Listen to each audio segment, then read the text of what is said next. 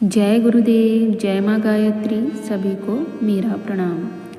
आज हम मांसाहार या कहें तो शवाहार पर बात करेंगे, यानी किसी शव के आहार को बनाकर हम खाते हैं। तो आइए इस पे एक विस्तृत हम विचार विमर्श करेंगे। मित्रों, जिसे हम मांस कहते हैं वह वास्तव में क्या है? आत्मा के निकल जाने के बाद 5 तत्व का बना आवरण अर्थात शरीर निर्जीव होकर रह जाता है। यह निर्जीव, मृत अथवा निष्प्राण शरीर ही लाश या शव कहलाता है। यह शव आदमी का भी हो सकता है और पशु का भी। इस शव को बहुत अशुभ माना जाता है। इसकी भूत, मिट्टी आदि निकृष्ट चीज़ों से तुलना की जाती है। यदि कोई इसे छू लेता है तो उसे स्नान करना पड़ता है। जिस घर में यह रखा जाता है उस घर को अशुद्ध माना जाता है और वहाँ खाना बनाना तो दूर, कोई पानी भी नहीं पीना चाहता। इसको देखकर कई लोगों तो डर भी जाते हैं, क्योंकि आत्मा के निकल जाने पर यह अस्त व्यस्त और डरावना हो जाता है। मांसाहार करने वाले लोग इसी शव को या लाश को खाते हैं, इसलिए यह मांसाहार, शवाहार या लाशाहार भी है। आधुनिक पात्रों में जंगली खाना भी इसे कह सकते हैं। कहा जाता है कि प्राचीन समय में जब सभ्यता का विस्तार नहीं हुआ था, उस समय मानव जंगल में रहता था, तो उसके पास जीवन में उपयोगी साधनों का अभाव था। उस समय पेट भरने के लिए वह जंगली जानवरों का कच्चा खा लेता था। धीरे धीरे कृषि प्रारंभ हुई, अनेक प्रकार के खाद्यों का उत्पादन हुआ, शहर बसे और मानव ने अनेक जीवन उपयोगी साधनों का आविष्कार कर उस आदिम जंगली जीवन को तिलांजलि दे दी। उस समय की भेंट में आज उसके पास मकान, वस्त्र, जूते, बर्तन, मोटर, कंप्यूटर आदि सब उत्तम प्रकार से आरामदायक साधन हैं। उपरोक्त तथ्य से तो यही सत्य है कि मानव ने काफ़ी विकास कर लिया। वह हाथ में लेकर खाने के बजाय, पत्तों ऊपर रखकर खाने के बजाय आधुनिक डिजाइन की प्लेट में चम्मच के प्रयोग से खाता है। डाइनिंग टेबल पर बैठना भी उसने सीख लिया, परंतु प्रश्न यह है कि वह खाता क्या है, उसकी प्लेट में है क्या?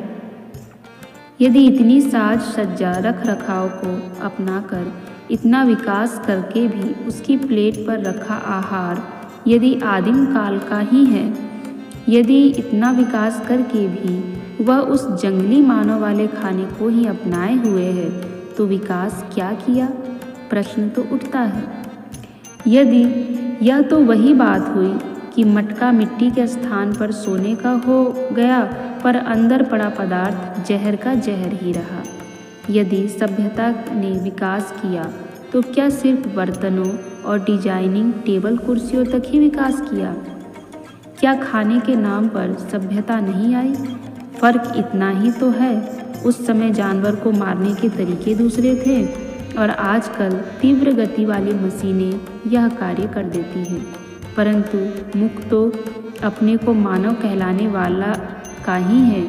मारने के हथियार बदल गए, परंतु खाने वाला मुख तो नहीं बदला। मुख तो मानव का ही है। ऐसे में हमने अपने पेट को ही शमशान बना लिया है। शव को जब शमशान में ले जाते हैं तो उसे चिता पर लिटाकर आग लगाई जाती है, परंतु मानव को देखिए, वह शव अथवा शव के टुकड़े को रसोई घर में ले जाता है, फिर उसको रसोई घर के बर्तनों में पकाता है, तो उसकी रसोई क्या हो गई? शमशान ही बन गई ना। फिर तो उस लाश को मुंह के माध्यम से पेट में डालता है। सच पूछो तो ऐसे व्यक्ति के घर की हवा भी पतित बनाने वाली है। संत तुकाराम कहते हैं, पापी मनुष्य यह नहीं देख पाता है कि सभी प्राणियों में प्राण एक ही तरीका का होता है। जो व्यक्ति ना तो स्वयं कष्ट पाना चाहता है, ना मरना चाहता है, वह निष्ठुरतापूर्वक दूसरों पर हाथ कैसे उठा सकता है? वास्तव में मांस खाने वाले को इस शब्द का अर्थ समझना चाहिए। मांस अर्थात मामस्सः, मेरा वह जिसको मैं खा रहा हूँ वह मुझे खाएगा। यह एक दुष्चक्र है। हिंसा इस चक्र को जन्म देती है। उसके इस जन्म में मैं उसे खाता हूँ, अगले जन्म में मुझे हिंसा का शिकार होना होगा और इस प्रकार मेरा भोजन ही मेरा काल बनकर जन्म जन्मांतर तक मेरे पीछे लगा रहेगा। इसीलिए माँ प्रकृति की बड़ी संतान मानव को अपने छोटे भाइयों यानी मूक प्राणियों को जीने का अधिकार देते हुए मैं जीऊँ और अन्य को मरने दूँ, इस राक्षसी प्रवृत्ति को छोड़ देना चाहिए। और इसी प्रकार तो हम बदलेंगे और युग बदलेगा। इसलिए यदि आप मांसाहार करते हैं तो भली भांति समझिए कि आप क्या खा रहे हैं। आपके घर का वातावरण और आपके मंदिर स्वरूप इस शरीर का वातावरण कैसा बन रहा है, यह आप पर निर्भर कर रहा है। तो शाकाहार को अपनाइए और विकसित भारत, विकसित समाज के हिसाब से अपने विचारों को, अपने भोजन को, अपनी दिनचर्या को भी विकसित कीजिए। यही है नए भारत का स्वरूप। मांसाहार करना कोई बहुत ही अमीरी नहीं है, या हम यह नहीं दर्शा सकते कि हमारा भोजन बहुत उत्तम है, बल्कि हम अपनी निम्नता को दर्शा रहे हैं, अपनी न्यूनता को दर्शा रहे हैं। तो आइए आज से मांसाहार का त्याग करके शाकाहार की तरफ बढ़ते हैं। जय गुरुदेव।